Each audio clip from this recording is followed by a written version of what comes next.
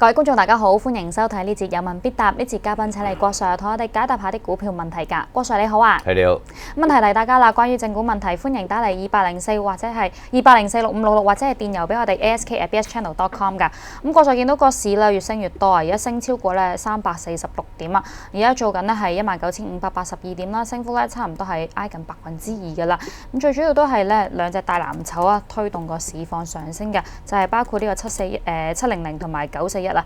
咁941咧今日升咗咧係超過3%，咩原因令到咧佢突然間咧做得咁好啊？郭 Sir 嗱，有大行出報告，就話咧中移動咧佢嘅電信收入咧好穩定，咁啊加上咧就現金流強啦，咁啊將佢嘅目標價咧提升到咧聽清楚係105蚊。咁第一105蚊嘅目標價咧就當然即係遠期啦、中遠期㗎啦，唔會係依一個浪咁樣好快就上到去啦。呢個此其一啦。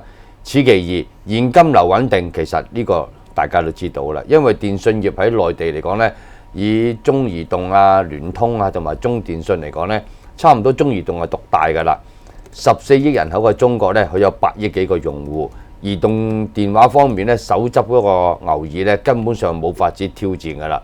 咁啊，當然知啦，2G 嘅手機嘅收費咧，其實咧已經好穩定啦，超過1100億。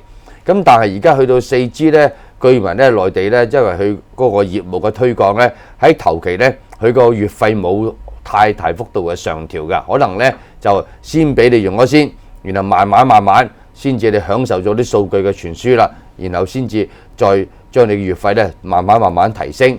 咁啊，我覺得咧就呢個策略係可行㗎。咁啊，至於你話嘅現金流咧係好強勁，呢個係事實。況且估值都唔高，以而家嚟講升到今日咧有3厘幾嘅股息，12倍嘅市盈率。咁啊，想補充一點就係話咧，而家個市咧係不明㗎。其實有唔少股份今日係創咗1年嘅新低，包括咧港交所啦，包括咧係長和啦，都係創咗1年嘅新低。匯控更加唔使講添。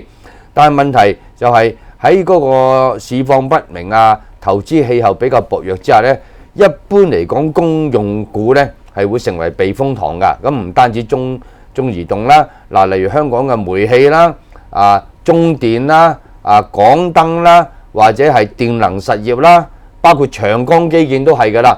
因為佢哋嗰個業務咧唔係太過受經濟嘅盛衰嘅週期所影響㗎。咁喺個市況不穩或者有一個比較明顯嘅下行嘅空間嘅時間咧，往往就成為資金避難所啦。包括資金咧會可能沽出咗港交所啦，沽出咗匯控啦，轉而投放去一啲公用業務為主嘅企業，避過呢個周期性嘅調整先。咁呢個係好常見嘅。好啦，當一個跌浪完成咗，開始重新開始慢慢出現一個周期性嘅上升嘅時間咧，咁一定係會係有啲企業係食到嗰個浪㗎嘛。好啦，但係當嗰一刻咧，一眾嘅公用股咧，反為咧就會比較失色，因為你嘅電費、你嘅水費、你嘅嗰個手機嘅月費唔可能即刻大幅度提升㗎嘛。所以喺大升浪嚟講咧，成個板塊都跑輸大市㗎。咁但係喺跌市當中咧，就成為資金嘅避難所。所以一啲比較退休嘅人士啊，或者比較保守嘅投資者咧，佢係好願意咧係中長期持有呢個板塊嘅股份，電信股啊，或者係一啲公共業務為主嘅股份。咁佢哋唔會介意咧短期股價嘅升啲或者跌啲，最重要就係公司嘅現金流好穩定、好強勁。例如好似港燈或者中電啦。天時熱你要開冷氣，天時凍你要開暖氣。日頭你梗係冇事啦，夜晚你就要開燈。呢個係基本上嘅指定嘅動作嚟㗎。佢哋嘅嗰個收益咧，亦都相對比較穩定。咁老人家或者退休人士咧，就買啲股份咧，就最大目標咧，就係希望咧有一個穩定嘅收息。股價升啲跌啲對佢嚟講唔重要嘅，因為存款喺銀行冇息㗎嘛。咁喺市跌嘅時間，你買到個價咧係平啲，呢個係事實。相反嚟講，喺市如果你係比較暢旺嘅時間咧，個價值必然高啦。舉個好實在嘅例子，22,000幾點嘅時間咧，嗰隻電能實業咧大概係69到70蚊坐緊水平，可能高啲咁多。嚟到而家呢分鐘啦，19,000幾啦，佢個股價一樣係挨近69蚊。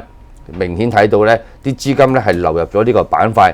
例如好似中電啊，或者係其他板塊咧，就算個股價受到大市氣氛所累咧，有少少下行咧，但係相對成個大市嚟講，佢哋嘅跌幅咧都好中性、好溫和嘅啫。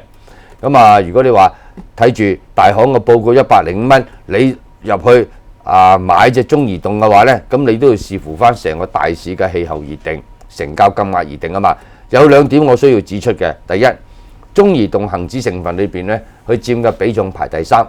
最大係匯控佔緊10%，第二隻咧就係騰訊佔緊9.65%，中移動佔第3位，有7.92%。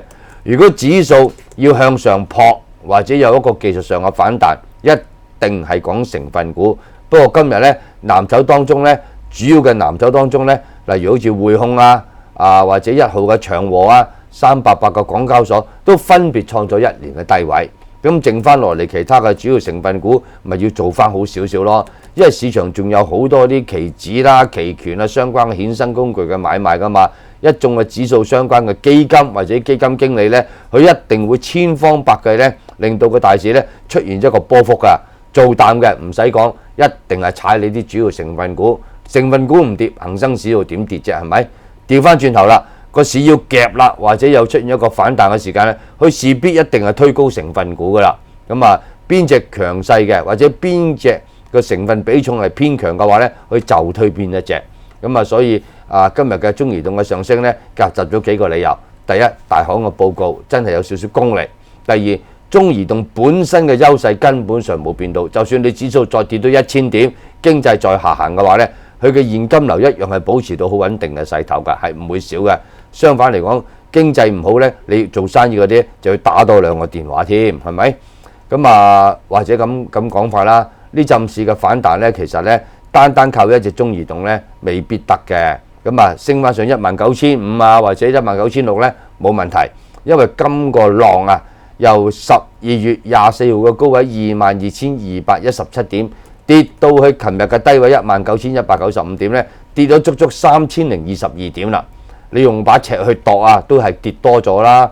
淨係今個月由1月4號嘅高位21794到琴日嘅低位19195點咧，已經跌咗2599點啦。喺一個技術上嘅超賣之下咧，個市已經具備反彈嘅條件。問題揾咩藉口嘅啫？大行出份報告睇到中移動喎，咁啱中移動嘅股價亦都跌比較深啦。所以咧，有啲買盤咧趁機會追翻一陣咧，其實絕對唔出奇㗎。從一個技術上嚟講咧，而家嘅大市咧已經去到19600幾，升咗377點。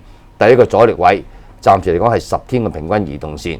如果過得到10天線，企穩10天線樓上咧，係帶出一個信號，就係今個月嘅低位已經見咗啦，或者有機會已經出咗嚟啦。喺嗰一刻咧，就算個市唔反彈都好咧，都唔會跌得去邊。但係如果你指數翻上去10天線係破唔到嘅話，或者升破咗又跌翻落嚟呢，咁情況就唔係咁靚啦。我用一個好簡單嘅術語嚟講呢，屬於係有波幅冇升幅，有反彈冇大升。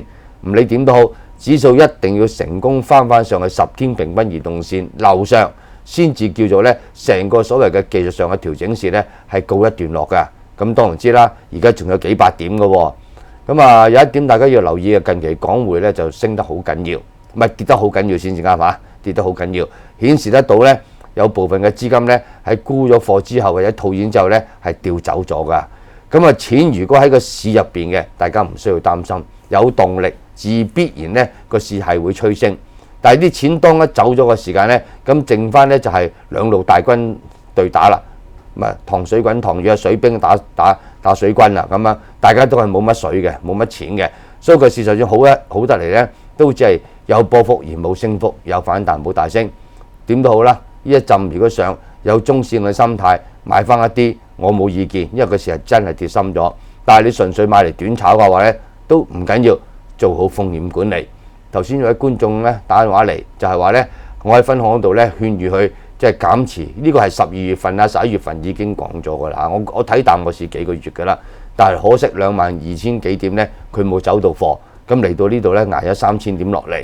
其實呢，好多散戶都係類似呢個情況㗎啦。總之幾時都好，睇唔通嘅一定要做風險管理。